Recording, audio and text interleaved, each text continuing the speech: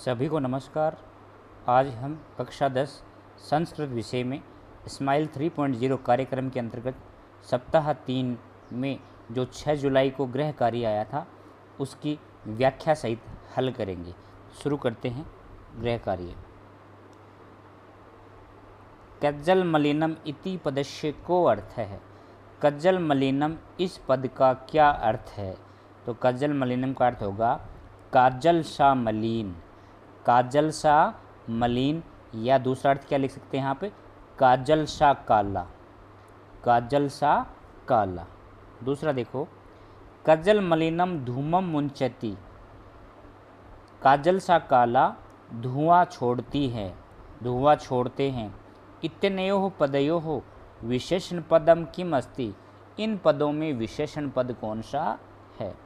तो देखो यहाँ कज्जल मलिनम धूमम मुंचती। मुंचती तो क्या है, क्रिया है, और कज्जल मलिनम एक शब्द हो गया और धूमम दूसरा शब्द हो गया।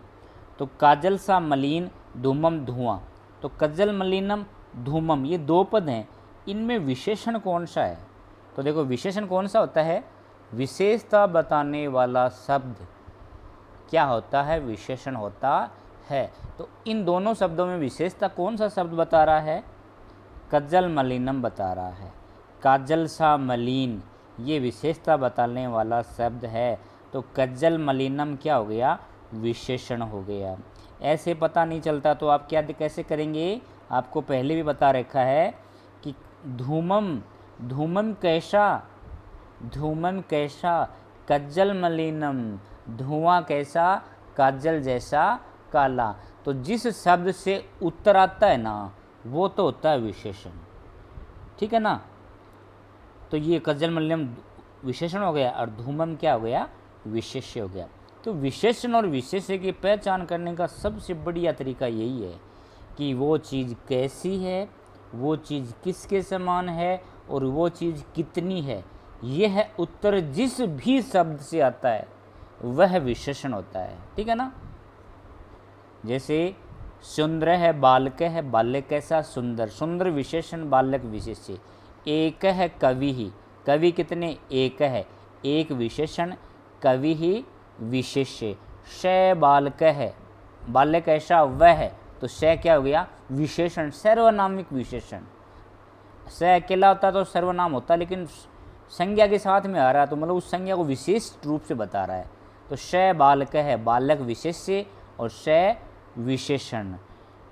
सा एका गुणवती कन्या, सा एका गुणवती कन्या। तो कन्या कैसी, सा एका गुणवती। तो ये सारे तीनों विशेषण हो गए। वह है एका, एक, गुणवती गुणवान, कन्या। तो सा एका गुणवती ये सारे क्या हो गए, विशेषण, और कन्या क्या हो गया, विशेष्य। तो आप अच्छी तरह समझ गए होंगे कि विशेषण और विशेष्य को कैसे पकड़ते हैं। आपके बुक में दो प्रकार के पाठ हैं, एक तो मिलता है आपको गद्यांश और एक मिलता है पद्यांश, जो श्लोक वाला पाठ होता है। तो गद्यांश में तो लगभग विशेषण और विशेष्य पास में होते हैं, ठीक है ना।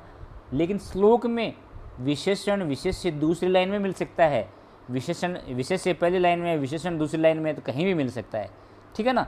तो आपको थोड़ा सा ये तुलना करोगे ना, आप दोनों शब्दों को पकड़ के पूछोगे भाई तुम कैसे हो, तो जो उत्तर आ रहा है ना वो तो हो गया विशेषण, है ना। और वो कैसा है, जिसके विषय में या जिसकी वो शब्द विशेषता बता रहा है वो क्या हो जाता है, विशेष्य।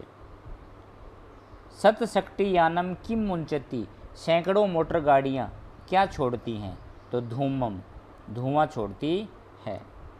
किम कठिनम अस्ति, क्या कठिन। अब देखो सतशक्ति यानम किम मुंचती, एक पद में उत्तर देना तो धूमम लिखोगे आप, और पूर्ण वाक्य में देना है तो किम प्रश्नवाचक शब्द है उसको तो हटा दो और उसकी जगह धूमम लिख दो।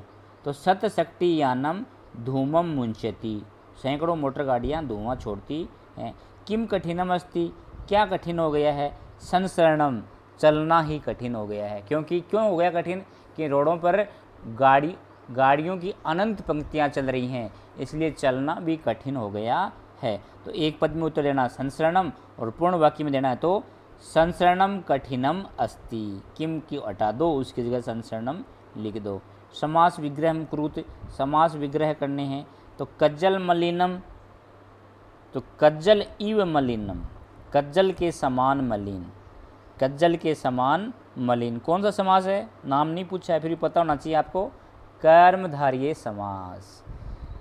इसमें क्या होते हैं, विशेषण विशेष्य होते हैं समास में भी, उपमान उपमेय होते हैं। संख्या वाला तो द्विगु हो जाता है, बाकी वही चीज़ है, विशेषण विशेष्य वाली चीज़ है। जिस समास में विशेषण विशेष्य हैं और अन्य अर्थ नहीं जा रहा हो तो वह कौन सा समास होता है, कर्मधारय होता है। तो कज्जल के समान मलिन, कज्जल इव मलिनम। वाष्पयान माला, वाष्पयान माला, तो वाष्पयाना नाम माला, वाष्पयाना नाम माला, इसका मतलब होता है रेलगाड़ियों की, माला मतलब पंक्तियाँ, तो वाष्पयाना नाम रेलगाड़ियों की माला पंक्ति। इसमें है तत्पुरुष समास है, और तत्पुरुष समास में भी कौन सा, षष्ठी वाला, संबंध तत्पुरुष है। तो आपका ये 6 जुलाई का भी गृह कार्य पूरा हो गया। मैं समझता हूँ आपको समझ में आया होगा। आपके समझ में आ रहा हो तो आप लाइक ज़रूर करें, अपने दोस्तों के साथ शेयर करें और सब्सक्राइब अवश्य करें। एक नए पाठ के साथ या गृह कार्य के साथ या क्विज के साथ पुनः मिलते हैं। धन्यवाद।